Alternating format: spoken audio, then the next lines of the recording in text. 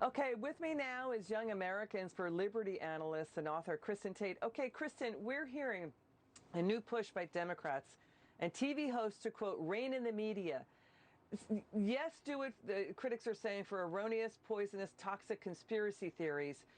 But will this create collateral damage? Because not all 75 million of the Trump voters agreed with that stuff. So is this going to move to cancel out how they think? Or is that a step too far? Is that too much to think that way? No, this is a dangerous path we're going down. The marginalization and censorship of right of center dialogue and people is a very real thing. It's being carried out by big tech, which I would argue has in many ways become more powerful than the government, and being cheered on by Democrats and journalists. And the suppression by Twitter, Facebook, Apple, and Google, it's meant to reward the political left and penalize the political right. And Liz, I don't think this was ever about silencing Donald Trump. It was about silencing the 74 million Americans who voted for him, and frankly, anyone else who doesn't fully buy into the left-wing agenda. And I have to say, it's very ironic to hear the Democrats and these journalists who for the last 4 years have been shrieking about threats to the freedom of press and crying about democracy dying in darkness, all of a sudden being perfectly okay with the censoring of ideas that don't fully align with their own. I mean, look at the outright censorship of the New York Post Hunter Biden story. They locked the Post out of its account for daring to do investigative reporting, and journalists were totally okay with that. It's pretty striking they're talking about relying on the big tech companies to censor when the big tech companies have made billions of dollars in ad bucks over not censoring, allowing all sorts of stuff on social media. Let's watch journalist Glenn Greenwald call balls and strikes on CNN's Jake Tapper. Watch this. They really do believe that only they are responsible enough to disseminate information to the public, and everybody else is essentially too stupid or too dishonest to be responsible enough to have the abilities to disseminate information. That is the same network that spent 4 years, maybe 5 years, telling Americans that Moscow had infiltrated control over the United States government because of sexually compromising videos that they were using over President Trump, to a completely deranged, unhinged conspiracy theory for which there was no evidence. So this was after CNN's Jake Tapper had said, if you want the facts, come to us. Your reaction to that?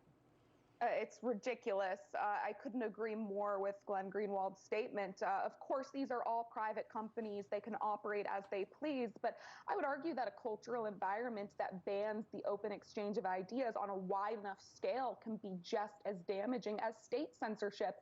And let's not forget, there are some elected officials who seem to want to go beyond big tech censorship. I mean, Alexandria Ocasio-Cortez says that the government should set up a commission to rein in media. I suspect that when she says rein in, she means silence any voices that don't align with her own political views. Now we've got former New York Magazine columnist Andrew Sullivan saying the New York Times, you're totally wrong for reporting about, the peaceful protests against police brutality. They did descend into violent riots. The New York Times ran out of stories saying, quote, these were isolated incidents of property destruction.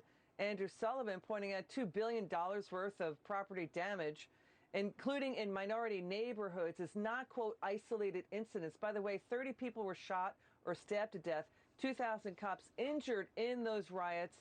The people, the Trump supporters and others out there, not Trump supporters, saying, where was the media covering that, what happened in the spring to the summer? Let's move on to Katie Couric getting called out for saying, yes, deprogram Trump voters. Watch this. It's really bizarre, isn't it, when you think about how AWOL so many of these members of Congress have gotten. But I also think some of them are believing the garbage that they are being fed 24/7 on the internet by their constituents, and they bought into this big lie. And the question is, how are we going to really almost deprogram these people who have signed up for the cult of Trump? Okay, deprogram people who signed up for the cult of Trump. Okay, there are a lot of Trump supporters who don't think they're in a cult. They agree with his agenda. They're horrified about the Capitol riots. They don't agree with how he behaved. So they're sort of in between. So when you see comments like that in the media, what is your initial reaction? Well, this is such despicable language. It's so divisive, and it's really hypocritical coming from these journalists and Democrats who, for the last year, have been talking about unity and how we all need to come together. They are ripping the country apart based on partisan lines and trying to cast all Republicans who may be Republicans just because they believe in smaller government and lower taxes as the enemy. And that is a recipe for disaster. But I will say, Liz, the media has totally exposed itself and its flagrant bias, and they've lost credibility with a large percentage of the people in this country because of that. All right. Kristin Tate, thanks so much for joining us. We really appreciate it. Thank you, Liz, for having me.